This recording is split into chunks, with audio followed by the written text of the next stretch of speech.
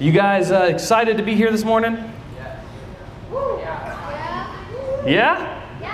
Yeah? You guys excited to be here at church this morning? The first Sunday of summer, right? Yeah. All right, this is exciting. Well, I'm super excited for today. I'm super excited. It's Promotion Sunday, so 4th grade, you get to come up and join us 5th graders and 6th graders and 7th graders and 8th graders. Actually, 8th grade, you're getting ready to move on out. We don't care about you anymore, but no, I'm just kidding. Just kidding. We love you, but we're sad to see you leave. This is the last week for our 8th graders because 7th grade has moved up and become the new 8th grade in town. So, last week we actually just started this brand new series called Look Out. And Sam talked last week about how when you see injustices around you, do what you can about them. And see, it's this thing, injustice is this thing that's hard to define. We can give it words in a definition, but really, the true definition, the true test of injustice is the way that we feel and experience it, right? You and I, no doubt, whenever we've experienced injustice, we know it. We know when injustice has occurred because we have felt it and we have experienced it. In fact, we have each become specially attuned to recognizing injustice when it happens around us because we feel it on a deeper level than we do other things. And I want to start off today by asking you a question. And that question is, what comes to mind when you hear the word judgmental? Turn to the person next to you. Tell them what you think of when you hear the word judgmental. You got 10 seconds. Go.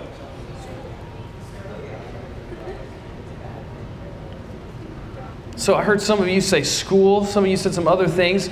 We've got this reality that maybe there's this kid in our class that is smarter than everybody else and they know the answers before the teacher even asks them. And in fact, they look down on everybody else who doesn't know all the answers. And you kind of feel dumb around that person. Maybe you feel judged by that person. Or maybe there's the girl who walks the hall in your school that has a different style than everybody else. And as she walks by, people mutter under their breath or say condescending things about her behind her back. And maybe there's some judgment there. Maybe you experience judgment from a teacher. Maybe you experience judgment from an older sibling who just happens to be able to keep their room cleaner than you and make you feel bad about it, right? Maybe you experience judgment in some other kind of way, but we all know that when we experience it, it's not fun, right? Because here's what judgment does. It makes us feel bad about who we are, the things we like, and the choices we make. Can we all agree on that? Injustice makes us feel bad about who we are, the things we can't control, the things we can't change, the things we like, the choices we've made. When people are judgmental towards us, it makes us feel less than human. It makes us feel like our own choices, our own preferences, or the things we can't control about our own lives are somehow, less valuable than somebody else. And so it's not a fun feeling. So let me ask you another question then. Have you ever noticed how judgmental you might be? Right? That's a little bit more of a pointed question than the first one because this turns it back on you. This puts a mirror up in front of your face and asks the question, are you judgmental towards other people? And on first instinct, we all would be like, no, right?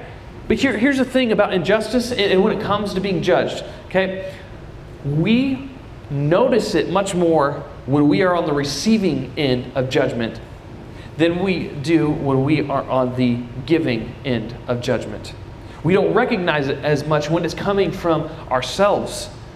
And so I asked the question because I want to put that mirror up this morning in front of you guys, not to say you're a horrible person, but just to ask the question, are there areas in your life that you have been judgmental towards other people about? Right?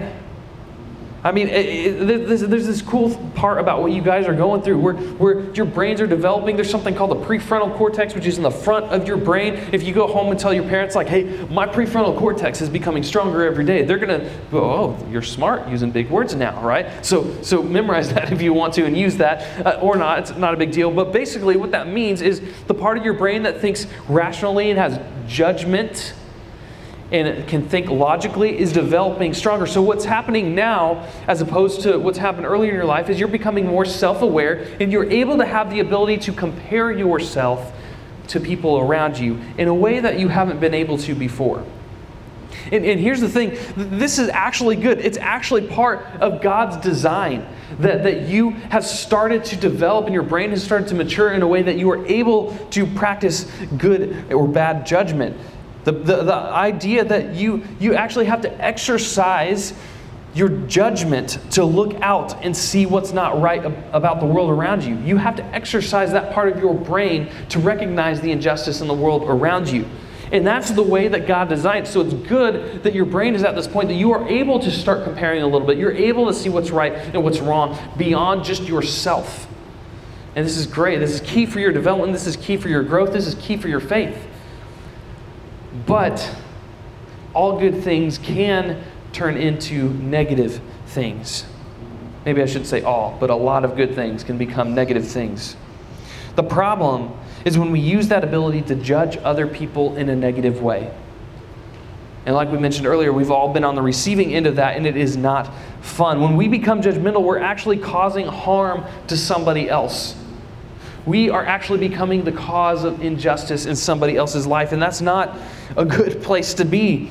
Maybe you don't mean to hurt people's feelings. Maybe you don't mean to have those thoughts about somebody else. But the reality is that when you treat or speak about someone unfairly, when you judge them, you are the one causing injustice.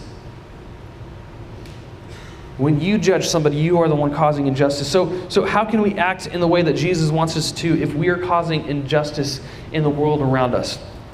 And I think this is really important because all throughout history, the Bible is made up of 66 books, and it's made up of tons of different writers from law, from prophecy, from historical accounts of things that actually happened. There's so many different types of literature in the Bible and so many different authors that talk about the idea that justice and judgment are important to God.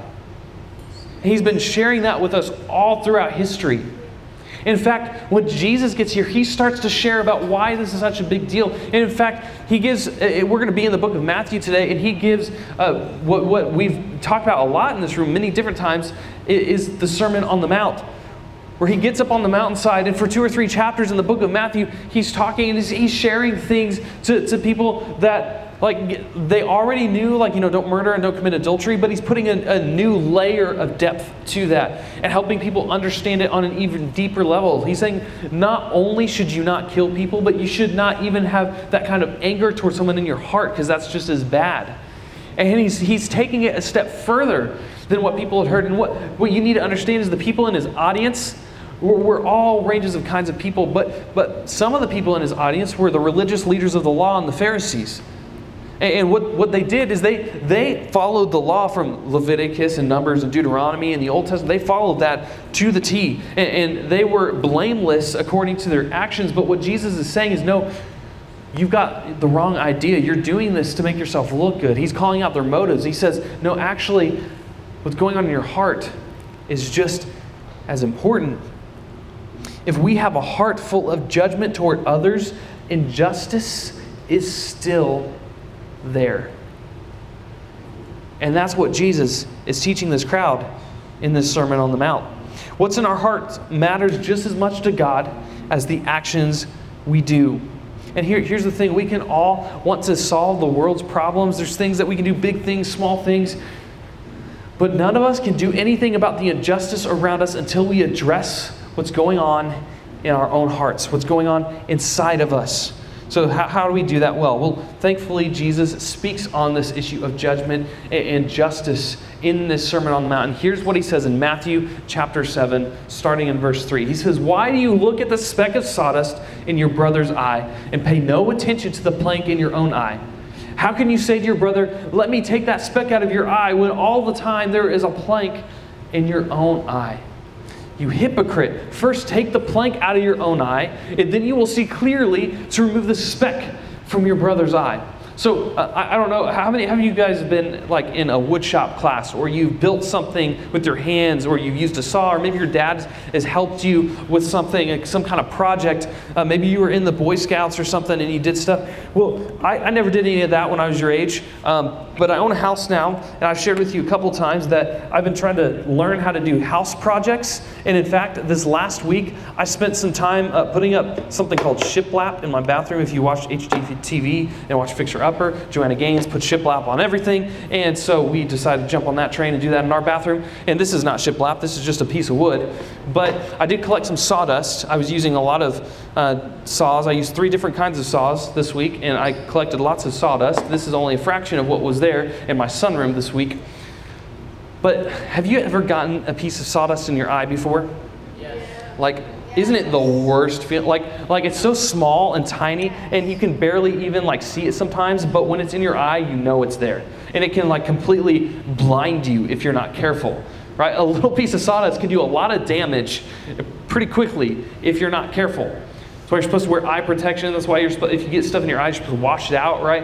And so, like, Jesus isn't saying that the sawdust isn't important. But what he's saying is when we walk around with this ginormous plank in our eye, and we are trying to take the sawdust out of our neighbor's eye, then we can't really be effective. Are you going to trust somebody to take something out of your eye if they're walking around and they're, like bumping things, knocking things over and hurting other people with the plank that's sticking out of their own eye? They're, here, let me help you get that sawdust out of your eye. And they're smacking you with the plank coming out of their own eye, right? Like, you're not going to trust somebody like that. In fact, this person is causing a lot of damage everywhere they go. And they should probably take that plank out of their own eye before they try to help you take the piece of sawdust out of your own eye, right?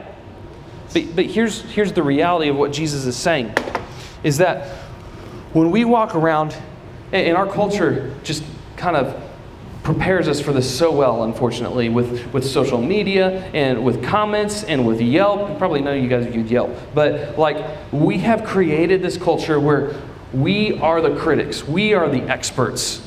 And what happens is we walk around with these planks in our eyes all the time, trying to correct everybody else and talk about what everybody else is doing wrong. And oh, the government shouldn't do this, and oh, that teacher shouldn't assign that, and oh, this person should have just done the work in our group project, and that person should have just pulled his weight on the team. And what we're doing is we're walking around criticizing everybody else while we've got all our own issues that we haven't addressed.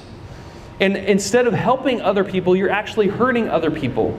In fact, you'll find no shortage of people on YouTube explaining how you should do something. The problem is so many people are trying to tell everybody else what to do that they're not addressing the issue themselves. What Jesus is saying is, no, it's important you get the sawdust out of your eye.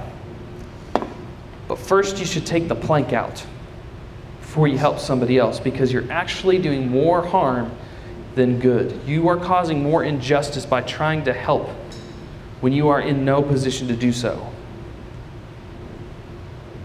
And what he's doing is he's setting up this imagery that you and I can understand perfectly clear. That leaves no room, because there's, like I said earlier, there's a good kind of judgment, right? You need somebody to be able to get the sawdust out of your eye so you can see clearly. But you want somebody who doesn't have a plank already sticking out of their own eye.